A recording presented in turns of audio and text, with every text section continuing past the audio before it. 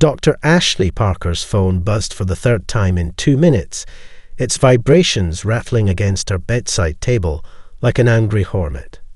She'd ignored the first 2 calls. SETI false alarms weren't uncommon, but 3 calls meant Protocol Omega. Something real. Parker, she mumbled, fumbling for the light switch. The digital clock read 3:17 am. Dr. Parker, this is Control. We need you at JPL. Now. The voice belonged to Director Matthews, and she'd never heard him sound scared before. We've got 27 objects that just appeared beyond Mars's orbit. They're slowing down. Ashley was already pulling on her jeans, phone wedged between her ear and shoulder. Natural phenomenon. They're ships, Ashley, and they're broadcasting in mathematical sequences. First contact protocols are in effect. The word ships sent a jolt through her system better than any caffeine. By the time she reached her car, 3 government vehicles were already waiting to escort her. The scene at JPL's control room was controlled chaos. Dozens of screens showed the approaching vessels, massive crystalline structures that seemed to glow with their own inner light. Their surfaces were scarred, some sections completely dark, as if they'd been through a war. "They're asking for help," said Matthews, his face illuminated by the screen's blue glow. The mathematical sequences turned into binary, then into something like Sanskrit, and now, well, hear for yourself. A voice filled the room, ethereal and weak. "Please, sanctuary. They hunt us. We are peaceful." "My God," Ashley whispered. "They learned English just from our broadcasts. They'd been monitoring us for days, analyzing every transmission they could pick up. The linguistic progression is unprecedented." Matthews handed her a tablet filled with data. "But that's not why I called you specifically. Look at their biological readings." Ashley's eyes widened as she scrolled through the data.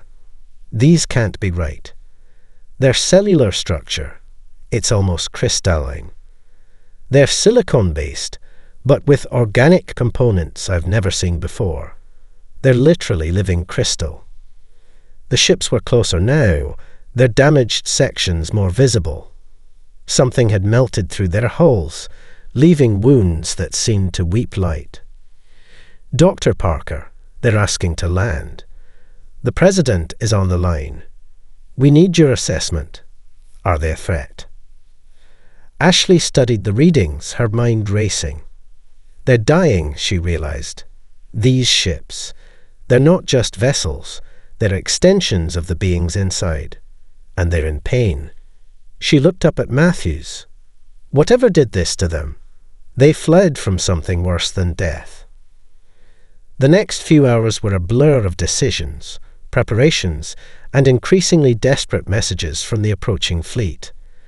The UN convened an emergency session.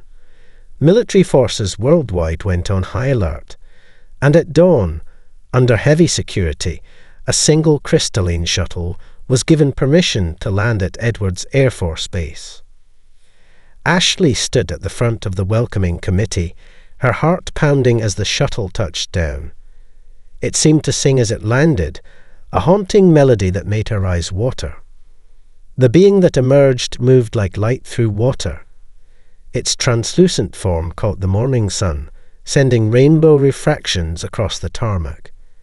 It was beautiful, ethereal, and clearly dying. Its crystalline surface was cracked, its inner light flickering weakly. It managed 3 steps before collapsing. Ashley rushed forward, despite the security team's shouts, reaching the alien as it fell.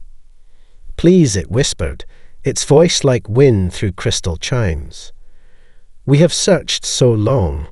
They called us worthless, weak. Said we were evolutionary dead ends. Its light pulsed weaker. But we saw how you treat your weak, you're sick. You protect. You heal. You understand. As medical teams rushed forward, Ashley held the alien's fragile form, watching its light stabilize slightly at her touch. In that moment, she understood why they'd come to Earth. Not because we were powerful, but because we knew strength wasn't everything.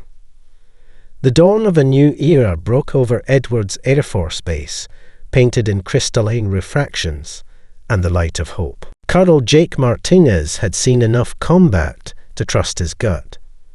Right now, his gut was telling him something was wrong with the empty warehouse district. His squad had been assigned to patrol the temporary Neurith medical facility in Phoenix, and the silence was too thick, too perfect. Motion sensor ping, East Corridor, whispered Sergeant Reynolds through the comm, but thermals showing nothing. Jake's hand tightened on his rifle. After 2 weeks of guarding the crystalline aliens, he'd learned their heat signatures were nearly invisible. But these readings were different. "Lock and load," he ordered quietly. "Non-lethal first. Remember, we've got civilians inside." The civilians were 3 Neurith healers, working late to treat human patients with terminal conditions. Jake had watched them work yesterday, their crystalline forms glowing as they wept luminescent tears that could mend broken bones and fight cancer. It was like watching living miracles. A flash of movement caught his eye. A ripple in the air, like heat waves on asphalt. But it was midnight, and the air was cool. "Contact," Reynolds shouted. The air itself seemed to shatter as 5 figures appeared, their active camouflage failing. They were tall, reptilian, and their weapons were aimed at the medical facility's entrance. "U.S. Marines, drop your weapons." Jake's voice boomed through the night. The response was instant and violent. The aliens moved with terrifying speed, their weapons spitting blue fire.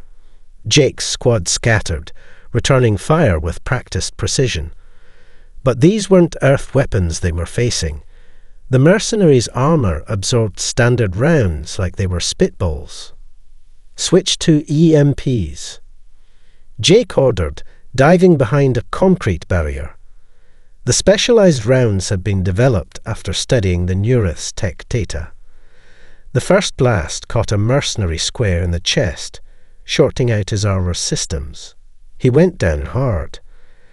But 3 others had already breached the facility's outer door. Reynolds, Harper with me.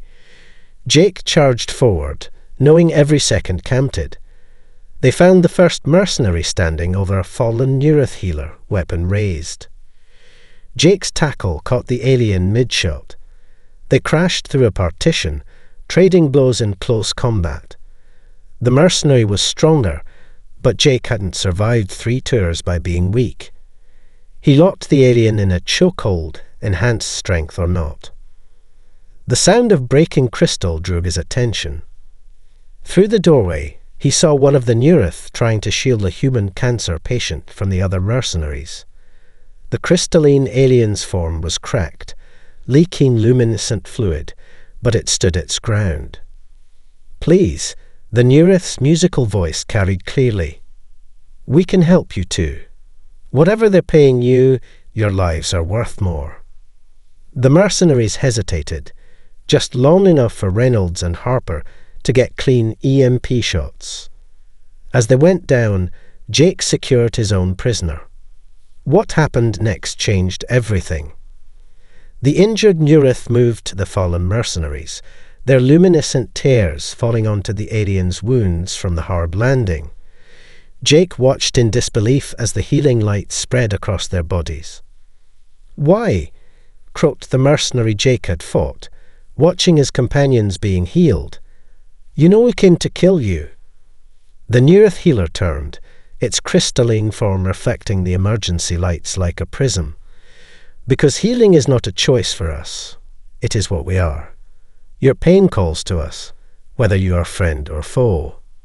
Jake felt something shift in his worldview. He'd been wary of the Neurith, seeing their pacifism as naive. Now he understood. Their commitment to healing wasn't weakness. It was a strength deeper than any weapon. "Colonel," the mercenary spoke again, his voice rough with emotion. "The bounty on them, it's from the Galactic Concordat. They fear the Neurith because—" he coughed, "because healing was never meant to be free." Jake's report to the UN Security Council the next day was brief but powerful. The Neurith aren't here just seeking protection. They're here because Earth might be the last place in the galaxy where healing isn't treated as a commodity. They're not the ones who need to change, the galaxy is. The war for the Neurith's future had begun. But now humanity understood exactly what they were fighting for. Katie Williams had always prided herself on running the best auto shop in Denver. She just never expected her clientele to include crystalline aliens fascinated by the way she rebuilt engines. The resonance patterns the Neurith called Lyra chimed, its transparent form reflecting the afternoon sun through the garage door. They match biological stress matrices. Its crystalline fingers hovered over the cracked engine block Katie was examining. "You can see that?" Katie wiped her hands on a shop rag, studying the alien's fascination with her work. "We see harmonics, flow patterns, like blood through veins, but in metal." Lyra's inner light pulsed with excitement. "May I demonstrate?" Katie nodded and watched in amazement as Lyra pressed its crystalline hands against the engine block. A soft glow emanated from its touch, revealing a web of hairline stress fractures she hadn't noticed before. "Holy shit," Katie breathed. That would have failed catastrophically in about a week. The discovery led to late nights of collaboration. Katie found herself teaching basic mechanics to a growing group of Neurith, while they showed her how their biological sensing abilities could revolutionize diagnostic processes. Word spread quickly, the shop that could spot problems before they happened, where repairs seemed to flow like magic. But everything changed the day Katie's daughter Emma missed school for the third time that month. "The doctors say the chemo isn't working anymore," Katie explained to Lyra, trying to keep her voice steady as they worked on a hybrid diagnostic system. "They're talking about experimental trials, but—" She didn't finish the sentence. Didn't have to. The Neurith had gone completely still, its crystalline form resonating with a deep, sorrowful tone.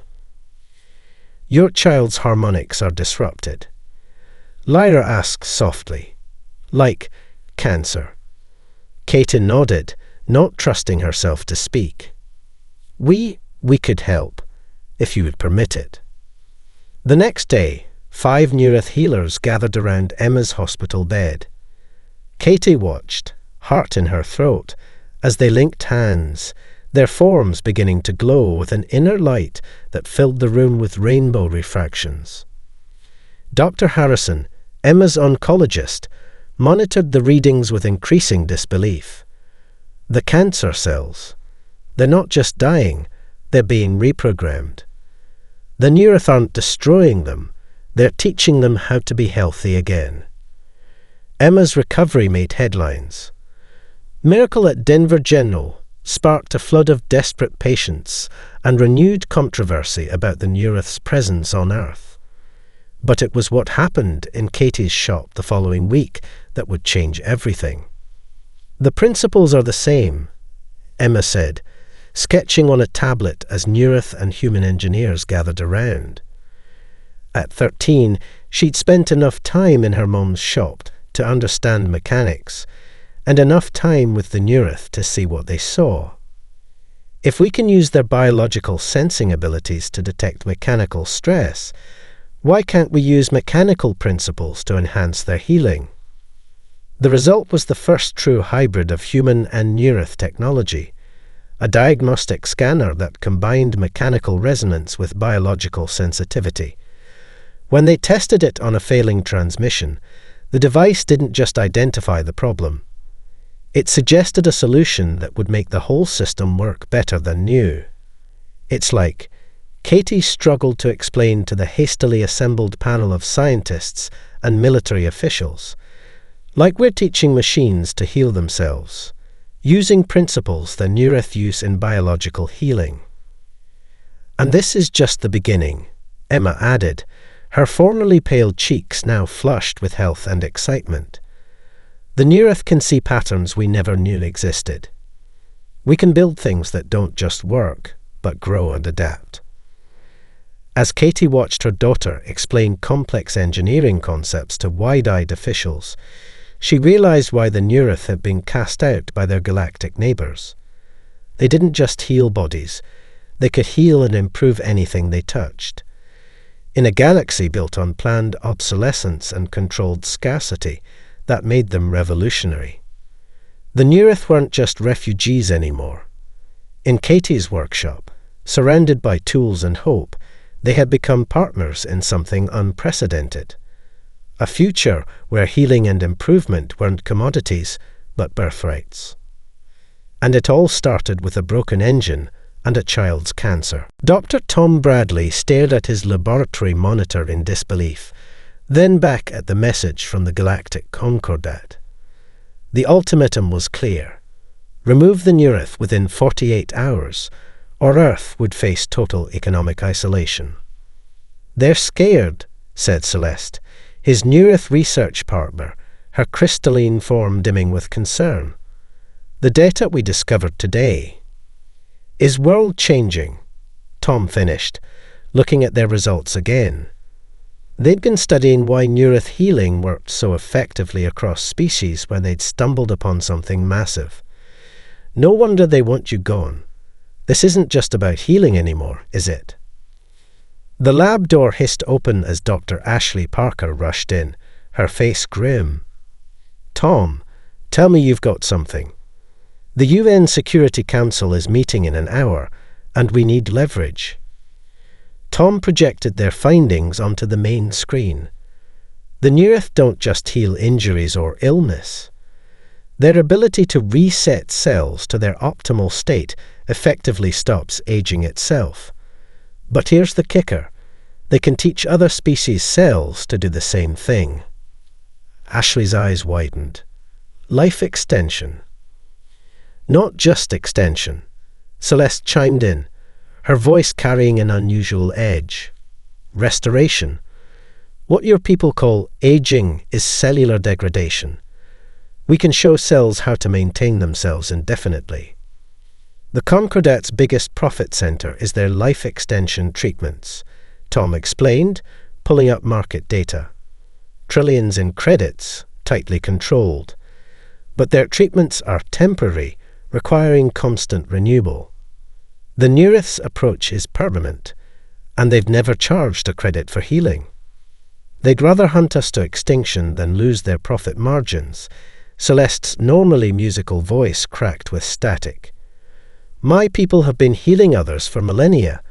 We never understood why the Concordat labeled us evolutionary dead ends until we saw their financial reports. Alert flashed across Tom's screen. More ships entering the solar system. The Concordat wasn't waiting for Earth's response. Get me everything, Ashley ordered, already heading for the door. Data, proof, case studies. The Security Council needs to understand exactly what we're fighting for. But as she reached the door, alarms blared throughout the facility. Security cameras showed Concordat agents materializing in the corridors, their stealth tech far beyond Earth's detection capabilities. Celeste, run. Tom grabbed the vital research drives, but the Neurith stood her ground. No more running, she said, her crystalline form beginning to pulse with an inner light that filled the lab. As the door burst open, she raised her hands. The Concordat agents fired, but their energy weapons passed through her form like light through a prism, scattering harmlessly. Tom watched in awe as Celeste's glow intensified. You call us weak, she sang, her voice resonating with power that made the agents stagger.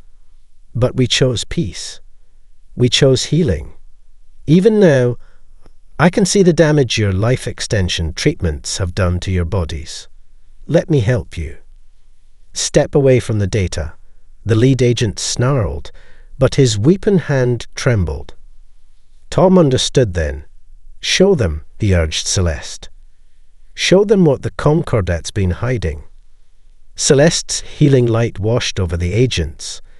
They gasped as centuries of accumulated cellular damage from imperfect life extension treatments began to repair itself.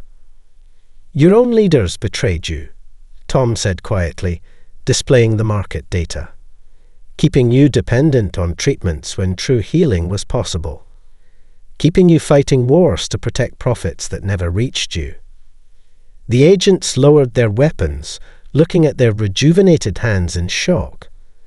Centuries of artificial preservation melted away, replaced by genuine cellular health. "The Concordat isn't coming to silence us," Ashley realized, watching the scene unfold. "They're coming because they can't afford to let their own people learn the truth." As if in answer, more alarms sounded. The Concordat fleet was moving into attack position. Earth's breaking point had arrived, but now, thanks to what they'd discovered in this lab, they knew it wasn't just the Neurith they were protecting. It was the right of every species to heal, to grow, to live without artificial constraints. The real war was about to begin. The first Concordat bombardment struck Earth's orbital defense platforms at dawn. They expected an easy victory. Instead, their energy weapons splashed harmlessly against shields that seemed to breathe and pulse with life. In her Denver workshop-turned-war room, Katie Williams watched the battle through neural interfaces she and her Neurith colleagues had developed. Bioorganic shield matrix holding at 98%. She reported, her mind linked directly to the hybrid defense systems. They have no idea what they're dealing with. Emma, now 14 and officially the youngest member of the Earth Neurith Defense Initiative, monitored the biological components. "Mom, look at this. The shields aren't just blocking their attacks, they're learning from them." The protective barriers surrounding Earth's orbital stations weren't just technology anymore. Using principles learned from the Neurith's cellular adaptation, Katie's team had created living shields that evolved in real time. "Multiple hostile ships entering lunar orbit," announced Carlo Martinez through the command channel. "But you've got to see our surprise for them." On the main screen, Earth's first line of hybrid warships emerged from hiding. They were unlike anything the galaxy had seen. Sleek vessels with hulls that rippled like muscle beneath skin, powered by a fusion of mechanical engineering and biological energy systems. Remember, Katie broadcast to all ships, "These vessels are partially alive. Work with them, not against them. Feel their rhythm." The neural links they'd developed allowed human pilots to merge consciousness with their ships, while Neurith crew members maintained the biological systems. It was a partnership unlike anything in the galaxy's history. The Concordat fleet opened fire, only to watch in shock as Earth's ships actually dodged the attacks, moving with organic fluidity impossible for normal spacecraft. Their living hulls pulsed with bioluminescent patterns, a sight both beautiful and terrifying. "They're scanning us," Emma reported, her fingers dancing across bioorganic interfaces, trying to figure out how we merge technologies. A massive Concordat dreadnought launched a barrage that caught one of Earth's smaller ships. The vessel's hull was breached, but instead of catastrophic decompression, the wound began to seal itself, biological and mechanical systems working in perfect harmony to repair the damage. "That's impossible," came a broadcast from the Concordat fleet. "Those technologies are incompatible." Katie smiled as she interfaced with the defense grid. "Only if you think in terms of domination instead of cooperation." She watched as her hybrid ships performed maneuvers that defied conventional physics, their living components adapting to space in ways pure machinery never could. The Concordat's blockade began to falter. Their weapons, designed to overwhelm traditional shields, couldn't cope with defenses that learned and evolved. Their targeting systems couldn't track ships that moved like living creatures instead of machines. But it was what happened next that would be remembered in galactic history. A Concordat cruiser, badly damaged in the battle, began losing orbit. Without hesitation, one of Earth's hybrid ships moved to assist, extending tendrils of living metal to stabilize the stricken vessel. "What are you doing?" demanded the Concordat captain. "What we always do," responded the hybrid ship's human captain, as Neareth crew members channeled healing energy through the connection, helping those in need. The cruiser's crew watched in awe as their ship's damage began to repair itself, guided by the same principles that allowed the Neareth to heal living tissue. "This is why they feared us," sang the Neareth engineer aboard Earth's vessel. "Not because we were weak, but because we proved there was another way.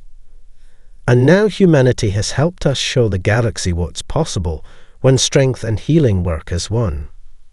More Concordat ships began breaking formation, moving to communicate rather than fight. They'd come expecting to find a primitive world harboring fugitives. Instead, they'd found something unprecedented, a civilization that had taken the Neareth's healing arts and forged them into a shield for the oppressed. In her workshop, Katie caught Emma's eye and smiled. They weren't just defending Earth anymore. They were showing the galaxy a new path forward, one where innovation meant cooperation instead of competition, healing instead of harm. The blockade was breaking, and with it, centuries of galactic prejudice. The warning came 3 seconds too late. The explosion rocked the Denver Neareth Human Research Center, shattering windows and sending crystalline shards flying. Security cameras caught glimpses of masked figures in black tactical gear moving through the smoke. "This is our world," their leader's voice boomed through megaphones. "Humanity first. No alien contamination."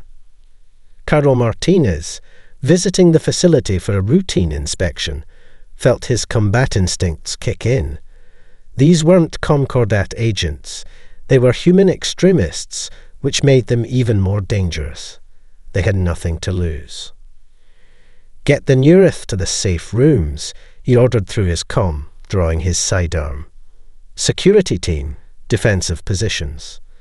Non-lethal if possible, but protect our people at all costs." Through the chaos, he spotted Dr. Tom Bradley helping injured Neareth researchers to safety. Their crystalline forms were especially vulnerable to kinetic weapons, and the extremists knew it. "They're targeting the biotech labs," a security officer reported. "They got Earth-made EMP devices." Martinez cursed. The hybrid technology labs contained years of irreplaceable research. But more importantly, they contained something the attackers didn't understand: hope for millions. "They're in Lab 3. Emma's voice crackled through the comm. The teenager had been working late with her mother. Mom's trapped in there with 2 Neareth scientists. Martinez's blood ran cold. Lab 3 housed experimental medical treatments combining human and Neareth healing techniques. Destroying it would condemn thousands of patients to death. He found Emma trying to bypass the sealed lab doors, her young face streaked with tears and determination. Through the reinforced windows, they could see Katie and the Neareth researchers cornered by 3 attackers. "Stand down," the lead extremist shouted at Katie. "You're betraying your species, helping these crystals change us." Katie stood her ground, positioning herself between the attackers and her Neareth colleagues. "The only betrayal would be refusing to help people just because you're afraid of change." The extremist raised his weapon, and that's when Martinez saw something he'd never forget.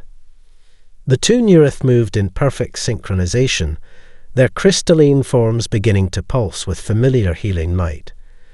But this time, it was different. The light formed patterns he recognized from combat simulations, defensive formations. "They've been learning from us," Emma whispered in awe, "just like we learned from them." The extremists fired, but their shots hit barriers of pure light, healing energy transformed into shields. The Neurith weren't fighting back, they were protecting, defending, using their gift of healing in ways their species had never imagined before. Martinez seized the moment. His team breached the lab from multiple entries, efficiently neutralizing the attackers with precision that would have made any Marine proud.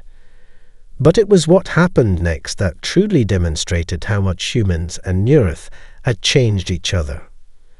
As soon as the attackers were subdued, the Neurith rushed to treat their injuries, their light now gentle and healing once more. Katie worked alongside them, using their hybrid medical technology to ensure no lasting damage. "Why?" one of the captured extremists asked, watching in confusion as his wounds healed under Neurith care. "We tried to destroy everything you've built." "Because that's what evolution really means," Katie answered, checking his vitals on a bioorganic monitor. "Not just getting stronger, but learning to be better. We're not contaminating humanity, we're growing together." Martinez watched as more Neurith healers arrived, treating injured security personnel and attackers alike. Their crystalline forms hummed with a new resonance, still peaceful, still dedicated to healing, but now understanding that sometimes protecting life meant standing firm.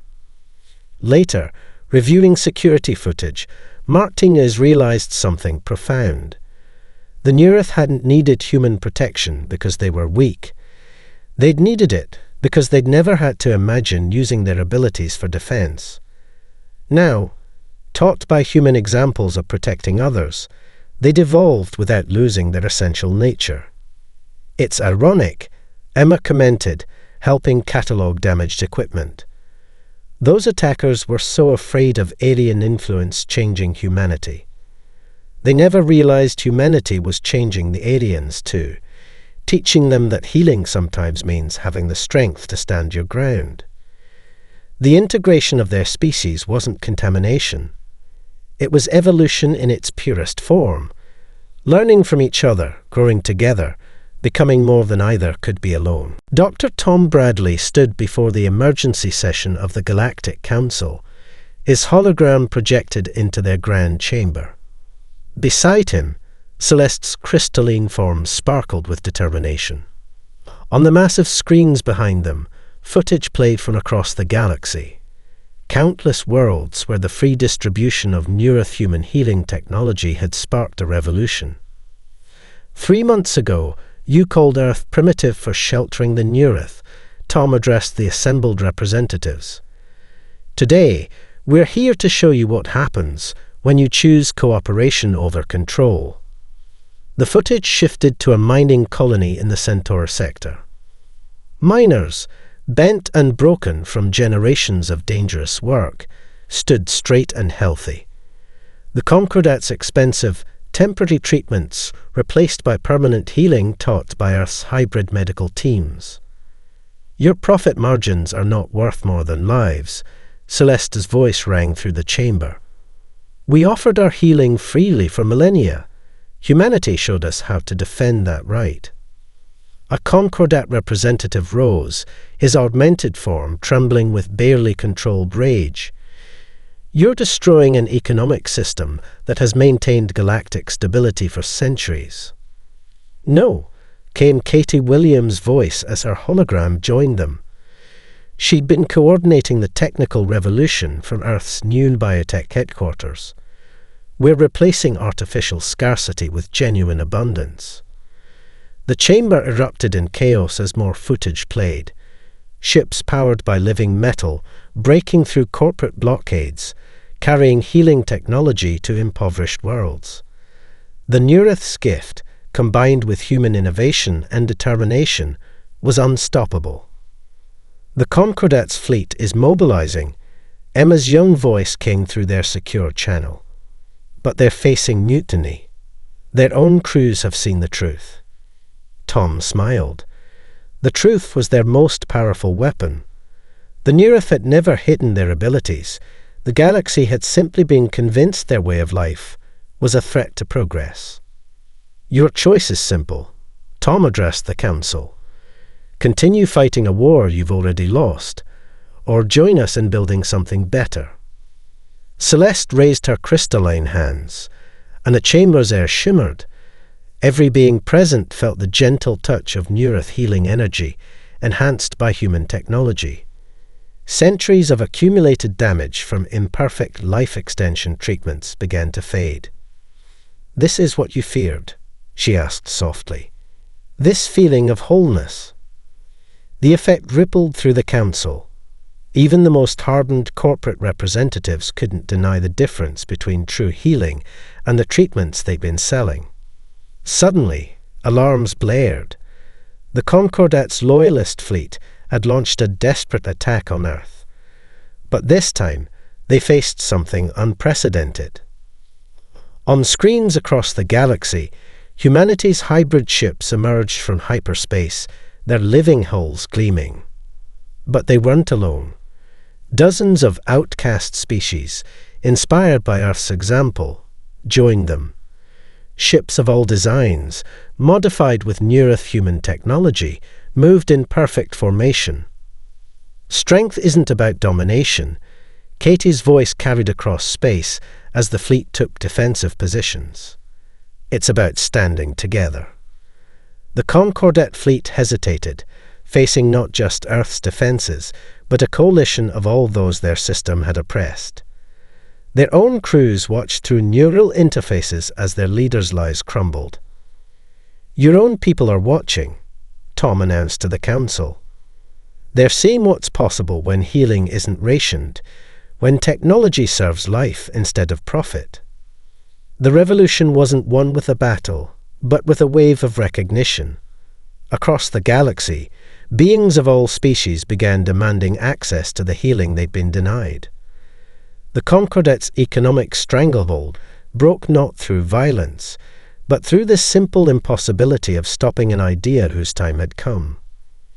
In Denver, Emma watched the Galactic news feeds light up with reports of corporate systems crumbling, replaced by cooperative networks based on the Earth-Neurith model. "Mom," she called to Katie, "I think we really did it." Katie smiled, watching as their hybrid ships escorted medical vessels to formerly restricted worlds. "No, honey, we just showed them what was possible. They're doing it themselves now." The galaxy was changing, one healed life at a time. And at its heart, Earth stood as living proof that the strongest evolution came not from competition, but from learning to rise together. 5 years after the Neurith first sought sanctuary on Earth, the Denver Interspecies Medical Center gleamed in the morning sun. Its hybrid architecture, part crystal, part traditional building materials, reflected both its human and Neurith heritage. Carlo Martinez, now Director of Interspecies Security, watched from his office as ships from across the galaxy landed, bringing delegates for the first Universal Medical Conference. Security scan complete. Emma's voice came through his neural interface. At 18, she'd grown from a recovering patient into the lead developer of biotech security systems. All ships cleared. Even the Concordat delegates are playing nice. They don't have much choice anymore. Martinez smiled, touching the living metal interface on his desk. Not since their own people voted to join the Healing Accord. Below, Dr. Tom Bradley and Celeste greeted arriving delegates. Their partnership had become legendary. The human scientist and the Neurith healer who helped spark a galactic revolution. Today, they would present their latest breakthrough, a complete mapping of cellular regeneration across all known species. Remember when they called us primitive for sheltering refugees? Tom asked Celeste as they walked through halls filled with beings from across the galaxy. Celeste's crystalline form chimed with amusement. Remember when my people thought we were too weak to change anything? In the main auditorium, Katie Williams was putting final touches on the hybrid medical technology showcase. The simple auto shop owner had become one of the galaxy's leading experts in combining mechanical and biological systems. Her designs had transformed everything from personal medical devices to starship construction. "Mom," Emma called out, rushing over with a tablet displaying real-time data. The latest results from the Outer Rim colonies just came in. The hybrid healing centers are showing a 99.8% success rate.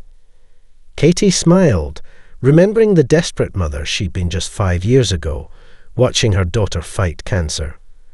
Now Emma stood tall and healthy, her neural interfaces glowing softly as she coordinated data streams from across known space. The conference opening ceremony brought together figures who had once been bitter enemies. Former Concordat officials sat alongside the species they had once oppressed. Neurith healers moved freely, their crystalline forms no longer hidden in fear.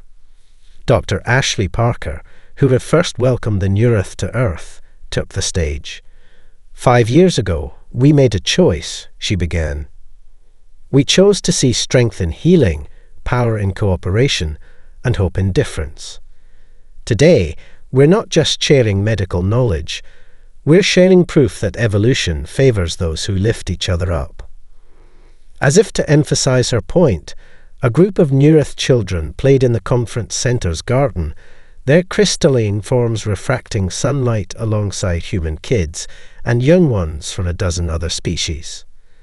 They were growing up in a galaxy where healing was a right, not a privilege. "We have a new challenger approaching," Martin is announced suddenly, his security systems lighting up. But his voice held no concern, only amusement. A massive ship dropped out of hyperspace above Denver. Its design was unlike anything they'd seen before, a perfect fusion of technologies from multiple species, including some previously unknown. "They're broadcasting a message," Emma reported, her fingers dancing across bioorganic interfaces. "They say they're from beyond the galaxy's edge.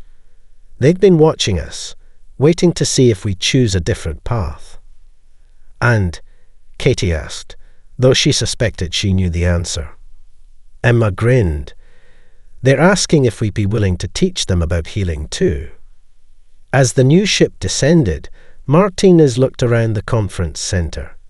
Humans and Neurith worked seamlessly together, their strengths complementing each other's in ways no one could have predicted. Former enemies now collaborated on healing techniques. Children who would have died under the old system played without a care. "You know what the best part is?" He said to no one in particular. "We're just getting started." In the garden, a Neurith child helped a human friend up after a fall, their combined laughter ringing like crystal chimes in the morning air. Above them, the unknown ship landed, bringing new possibilities, new challenges, and new opportunities to prove that the strongest force in the universe wasn't power or profit. It was the choice to help others rise. The galaxy had changed forever, and it all began because humanity dared to shelter those who everyone else had called weak.